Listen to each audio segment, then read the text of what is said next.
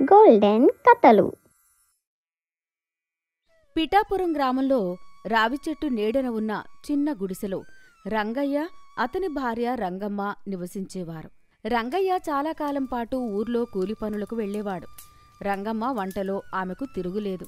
చుట్టుపక్కల వాళ్లంతా ఆమెను అన్నపూర్ణమ్మ అని ముద్దుగా పిలిచేవారు. ఒకరోజు రంగమ్మ కళాయిలో చింతపండు పులుసు కలుపుతూ ఉండగా పక్కింటి ఆవిడ లక్ష్మి వచ్చి, "ఏమోయ్ రంగమ్మమ్మ, ఈ వాసనేంది?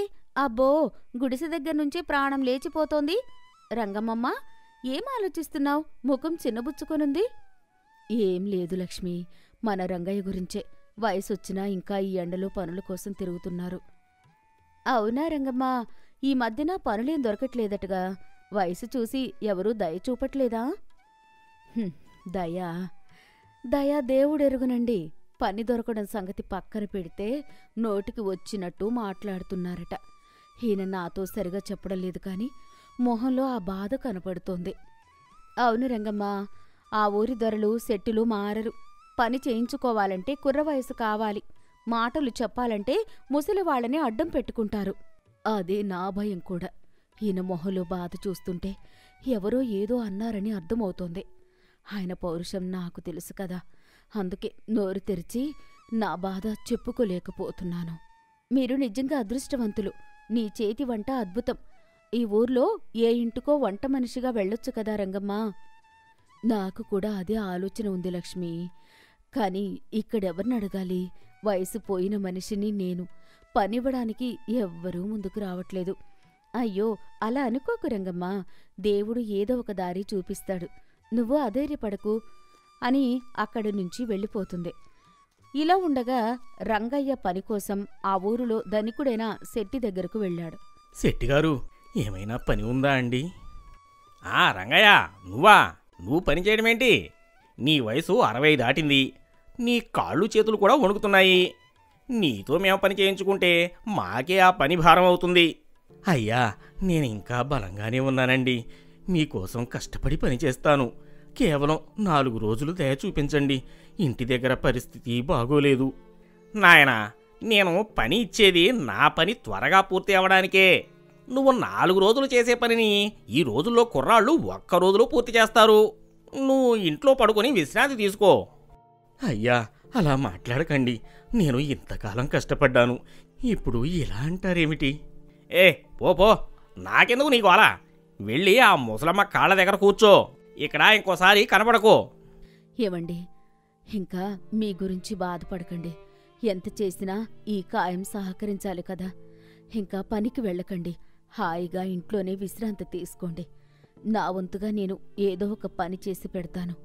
కంగారు పడకండి." "నీ మాట వినడానికి బానే ఉంది రంగమ్మ. కానీ రోజంతా ఇంటి పట్టునే కూర్చొని నీ సంపాదన తింటే నేనెందుకు? నాకు అది ఇష్టం లేదు." "ఏమండి, మనం ముసలివాళ్లమవుతున్నాం. ఇంకా ఈ బాధలు ఎందుకండి? దేవుడు ఏదో ఒక దారి చూపిస్తాడండి." ఒకరోజు రంగయ్యకి బాగా జబ్బు చేసింది. జ్వరంతో మంచం పట్టాడు. ఉన్న కొద్ది డబ్బులు వైద్యం కోసమే సరిపోయాయి. కష్టాలు ఇంకా పెరిగాయి. రంగమ్మ ఆందోళనగా, "అమ్మో, ఈయనకి జ్వరం ఇంకా తగ్గట్లేదు. ఈ డబ్బులు మందులకి కూడా సరిపోవు. ఎలా? ఎవరినడగాలి?" అనుకుని రంగమ్మ చుట్టుపక్కల ఊర్లో ఉన్న వాళ్ళందర్నీ అడిగింది. రంగమ్మ ఆ ఊరి పెద్ద ఇంటికి వెళ్ళి, "అయ్యా, మీ ఇంట్లో ఏమైనా చిన్న పనైనా దొరుకుతుందా? మా ఆయనకి ఒంట్లో బాగోలేదు. కనీసం మందులకైనా డబ్బులు కావాలండి. దయచేసి సహాయం చెయ్యండి." "రంగమ్మ, నువ్వు పనులు చేయడమేమిటి? నీకు పనులు చేయడానికి చేతనవుతుందా? పో, ఇక్కడ పని ఏమీ లేదు." ఎవరూ ఆమెకు పనివ్వలేదు. నిరాశగా ఇంటికి చేరుకుంది. చూశారండి, ఎంతమందిని అడిగినా పని దొరకలేదు. నేనేం చెయ్యాలి? మనం ఎలా బతకాలి? "రంగమ్మ, కంగారు పడకు. నేను నీకు ఉన్నాను. ఇంకొన్ని రోజులు పోతే దేవుడు ఏదో ఒక దారి చూపిస్తాడు. నువ్వేం అధైర్యపడకు." సరిగ్గా అదే సమయంలో వాళ్ల దూరపు బంధువు గోవిందు రంగయ్యని చూసిపోదామని పిఠాపురం వచ్చాడు. "అయ్యో బావయ్యా, నీకు ఒంట్లో బాగోలేదా? ఎంత పని జరిగింది? ఈ మధ్యన బాగా నీరసంగా ఉంటున్నట్టున్నావు." "గోవిందన్నయ్య, రండి కూర్చోండి. ఎంతకాలమైంది మిమ్మల్ని చూసి. ఈయనకి జ్వరం తగ్గట్లేదు. ఇంటికి వచ్చి ఎంత దయ చూపించారు." బావ నాకు సొంత అన్నలాంటివాడు. నీకు బాగా కష్టం వచ్చిందట. అందుకే నేను కనీసం ధైర్యం చెప్పడానికైనా వచ్చాను. నాకు బాగా ఆకలిస్తుంది. ఏమైనా ఉంటే పెట్టు. ఇప్పుడు మా ఇంట్లో ఏముందన్నయ్యా? కొద్దిగా సద్దన్నముంది, కొంచెం పెరుగుంది. అదే మీకు పెడతాను. అదేం పర్లేదమ్మా, ఇప్పుడు నాకు అదే చాలు. రంగమ్మ అప్పటికప్పుడు కొద్దిగా ఆ సద్దన్నానికి మెంతి ఆకుపచ్చడి కలిపి పెరుగన్నం పక్కన పెట్టి ఇచ్చింది. గోవిందు ఒక ముద్ద తిని కళ్ళు మూసుకొని, అబ్బా రంగమ్మ, నువ్వు బలి చేసావే.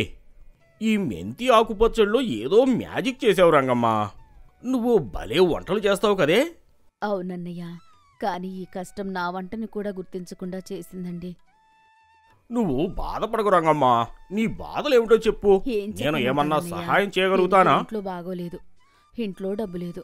పని చేయడానికెళ్తే నా భర్తను నలుగురిలో అవమానించారు. ఆయన ఆ బాధతోనే మంచం పట్టాడు. మందులకైనా డబ్బులు లేవు.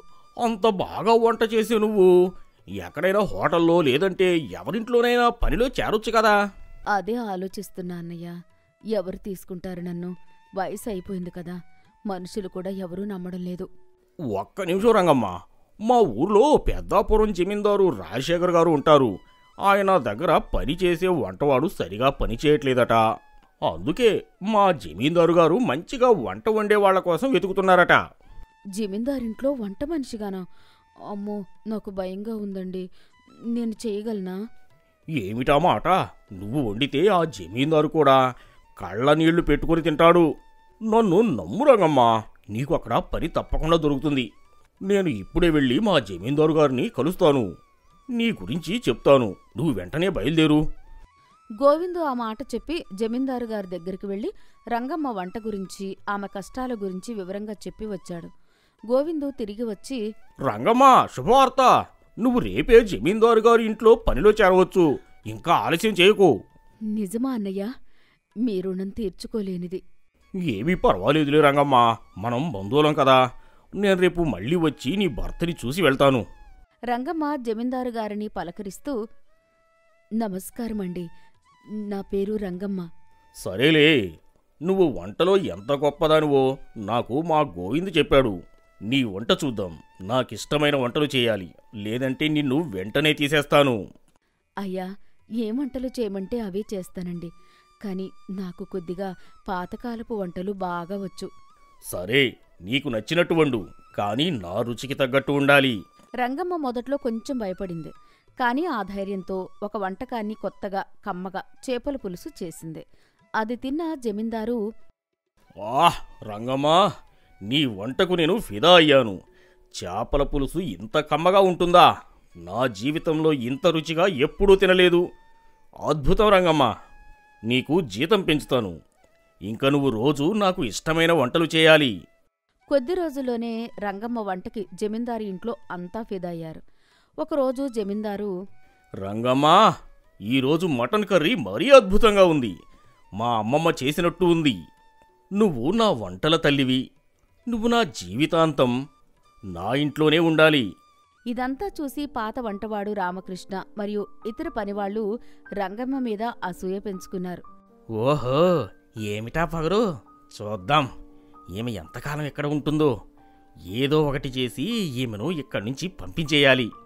అవును రామకృష్ణ, ఆ ముసలమ్మ వచ్చిన తరువాత మనందరికీ పనులు పెరిగాయి. ఒకరోజు రంగమ్మ వంట చేస్తున్నప్పుడు రామకృష్ణ గుట్టు చప్పుడు కాకుండా వెళ్లి వంటలో కొంచెం ఉప్పు ఎక్కువ కలిపి వచ్చాడు.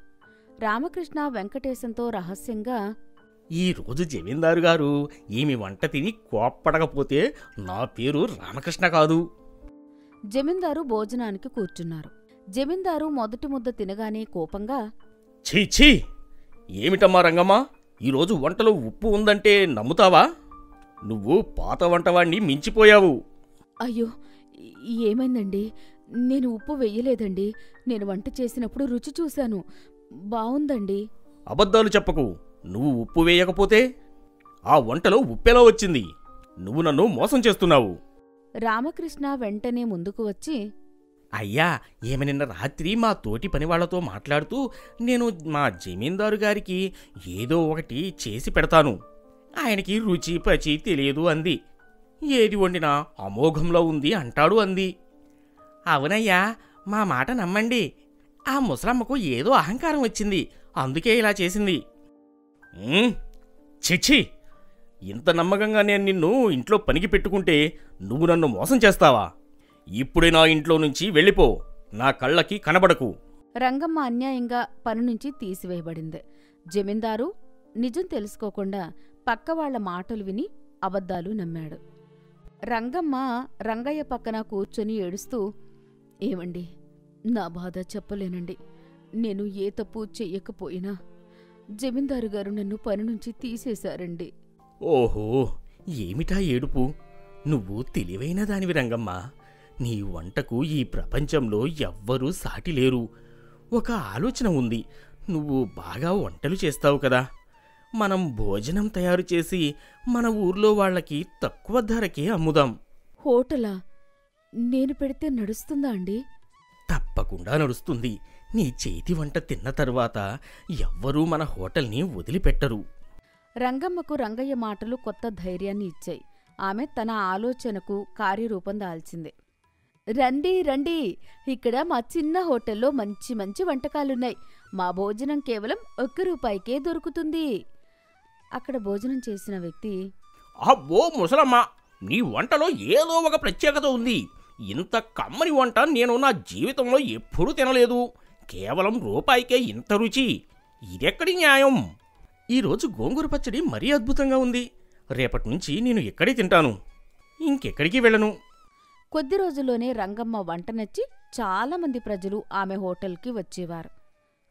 చూసారండి, మన వ్యాపారం ఎంత బాగా నడుస్తుందో. మీ మాట విన్నందుకు నాకు చాలా ఆనందంగా ఉంది. డబ్బు చేతికి రావడంతో రంగమ్మ వెంటనే రంగయ్యను మంచి హాస్పిటల్లో చూపించింది. రంగయ్య ఆరోగ్యం మెరుగైంది. అప్పటినుంచి రంగయ్య మరియు రంగమ్మ కలిపి భోజనం చేసి అమ్మేవారు. వారి హోటల్ పిఠాపురం గ్రామంలోనే ప్రసిద్ధి చెందింది. ఒకరోజు జమీందారు రాజశేఖర్ ఏదో పనిమీద ఆ ఊర్లోకి వచ్చాడు. అబ్బో, ఎంత వేడిగా ఉంది! ఈ మధ్యాహ్నం వేళకి నా ఆకలి తట్టుకోలేకపోతున్నాను. ఎక్కడైనా మంచి భోజనం దొరుకుతుందా? అయ్యా, ఈ ఊర్లో రంగమ్మగారి హోటల్ అని చాలా ఫేమస్ అయిందండి. అక్కడ భోజనం మరీ అద్భుతంగా ఉంటుందట. అక్కడికి వెళ్దామా? ఎవరు ఆ హోటల్ ఓనర్? నాకు మంచి భోజనం కావాలి. రంగమ్మ వెంటనే వచ్చి, అయ్యా, రండి రండి రండి, మీ వంట మనిషి రంగమ్మని. నేను మీకు మంచి భోజనం పెడతాను. జమీందారు ఒక్కసారిగా రంగమ్మ మొహం చూసి ఆశ్చర్యంగా, ఏమిటి, నువ్వా? నువ్వేంటి ఇక్కడ? అవునండి, మీ దగ్గర పనిచేసిన రంగమ్మనే. మీరు నన్ను అన్యాయంగా పని నుంచి తీసేశారు. అందుకే నేనే సొంతంగా ఒక హోటల్ పెట్టుకున్నాను. అయ్యో రంగమ్మ, నన్ను క్షమించు. నాకు చాలా బాధగా ఉంది. నేను నీ వంటని తప్పుగా అర్థం చేసుకున్నాను. ఆ పాత వంటవాడు నాకు అబద్ధాలు చెప్పి నన్ను మోసం చేశాడు. జమీందారు రంగమ్మ వంట తిని, అబ్బో, అమోఘం, అద్భుతం, అదే పాత రంగమ్మ వంట. నన్ను క్షమించు రంగమ్మ, నేను నా తప్పును తెలుసుకున్నాను. పర్వాలేదండి, మీరు తప్పును తెలుసుకున్నందుకు నాకు చాలా ఆనందంగా ఉంది. దేవుడు మీకు మంచి చేస్తాడు. నాకు మీ ఆశీర్వాదం చాలు. మా ఆయన కూడా ఇప్పుడు చాలా ఆరోగ్యంగా ఉన్నారు. జమీందారు తన తప్పును తెలుసుకుని పశ్చాత్తాపపడ్డాడు. అప్పటినుంచి తెలివైన ముసలమ్మ రంగమ్మ మరియు ఆమె భర్త రంగయ్య సంతోషంగా తమ హోటల్ను నడుపుకున్నారు. కథనీతి మోరల్: నిజాయితీ మరియు శ్రమ ఎప్పుడూ ఫలితాన్నిస్తాయి. ఎవరి మాట వినకుండా నిజం తెలుసుకున్న తర్వాతే ఒకరిని నిందించాలి.